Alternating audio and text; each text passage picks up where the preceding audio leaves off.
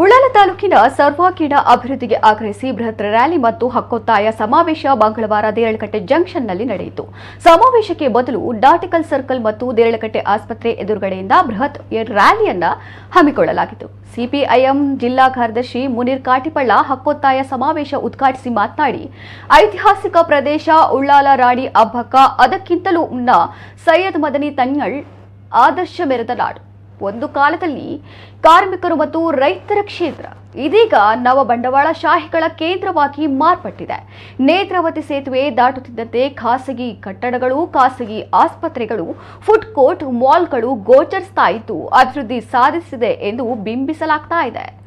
ಬಡವರ ನಿರ್ಮೂಲನೆ ಆಗಿದೆ ಅನ್ನುವ ವಾತಾವರಣ ಸೃಷ್ಟಿಸಿದೆ. ಆದರೆ ನಿಜಕ್ಕೂ ಇದೊಂದು ಭ್ರಮೆ ಅನ್ನುವುದು ಒಳಹೊಕ್ಕು ನೋಡಿದಾಗ ಮಾತ್ರ ಗಮನಕ್ಕೆ ಬರುತ್ತದೆ ಎಂದು ಹೇಳಿದರು. ಅದಕ್ಕಾಗಿ 28-30 ಸಮಸ್ಯೆಗಳನ್ನು ಗುರುತಿಸಿ 1 ತಿಂಗಳ ನಿರಂತರ ಹೋರಾಟ ನಡೆಸಿ ಹಕ್ಕೊತ್ತಾಯ ಸಮಾವೇಶವನ್ನ ಆಯೋಜಿಸಲಾಗಿದೆ.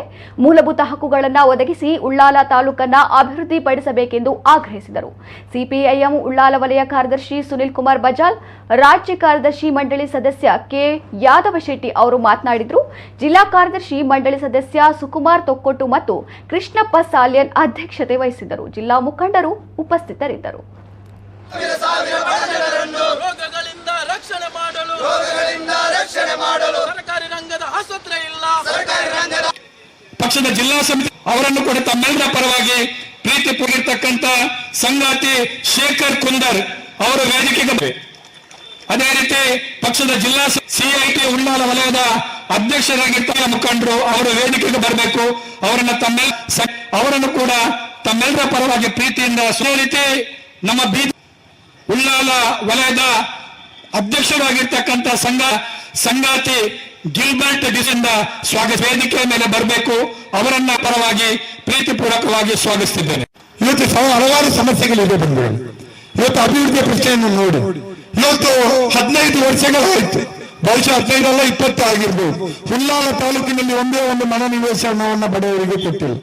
10, 12, 13 ವರ್ಷಗಳಿಂದ ನಾವೇ ಉಳ್ಳಾಲ ತಾಲೂಕಿನ ಗ್ರಾಮಗಳಲ್ಲಿ ಸಾವಿರಾರು ಜನರ ಮೆರವಣಿಗೆಯನ್ನು ಮಾಡಿ ಪಂಚಾಯತಿಗಳಿಗೆ, ಉಳ್ಳಾಲ ನಗರಸಭೆಗಳಿಗೆ ಮನವಿಯನ್ನು ಕೊಟ್ಟು, ನನಗೆ ಮನೆ ಕೊಡಿ, ಬಾಡಿಗೆ ಮನೆಯಲ್ಲಿ ಇದ್ದು ಬದುಕಲಿಕ್ಕೆ ಆಗ್ತಾ ಇಲ್ಲ, ಒಂದು ಅಂಗೈಯಾಗಲಕ್ಕಾದ ಒಂದು ನಿವೇಶನ ಕೊಡಿ ಅಂತ ಎಲ್ಲಿ ಕೊಟ್ಟರು?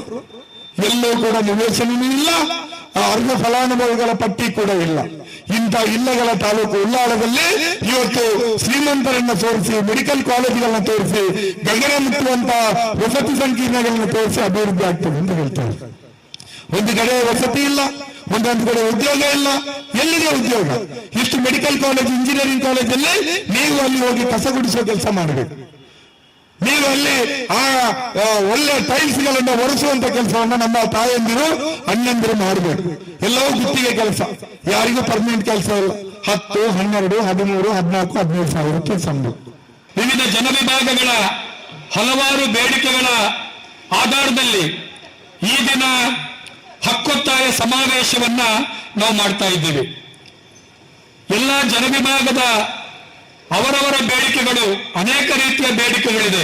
ನಾವು ಈಗಾಗಲೇ ಗುರುತಿಸತಕ್ಕಂತಹ ಒಂದು 25-30 ಬೇಡಿಕೆಗಳು ಇಡೀ ಒಂದು ಉಳ್ಳಾಲ ತಾಲೂಕಿನ ಜನತೆ ಇವತ್ತು ಈ ಸರ್ಕಾರದ ಮುಂದೆ, ಜಿಲ್ಲಾಡಳಿತದ ಮುಂದೆ ನಾವು ಇಟ್ಟಿದ್ದೇವೆ. ನಿಖಿಲ್ ಕೊಡ್ತಿನ 94 ಸಿ ಅರ್ಜಿಗೆ ಉತ್ತರ ಇಜ್ಜಿ ಅಕ್ಕೆ ರೆಡಿ ಉತ್ತರಂಡು ನಗರ ಪಾಲಿಕೆದ 10 ಕಿಲೋಮೀಟರ್ ದೂರ ಅಂದ ವಾ ಪಂಚಾಯತ್ ವಾಪದಿ ಕಾಮಡು ಪುಟ್ಟಿಸಿದ ಅರ್ಜಿಗೆ 2 ಎಕರೆ ಜಾಗ ಕೊಡ್ತಿರ್ಪಲ್ಲೆ, ಕೊಡ್ತಿರ್ಪಲ್ಲೆ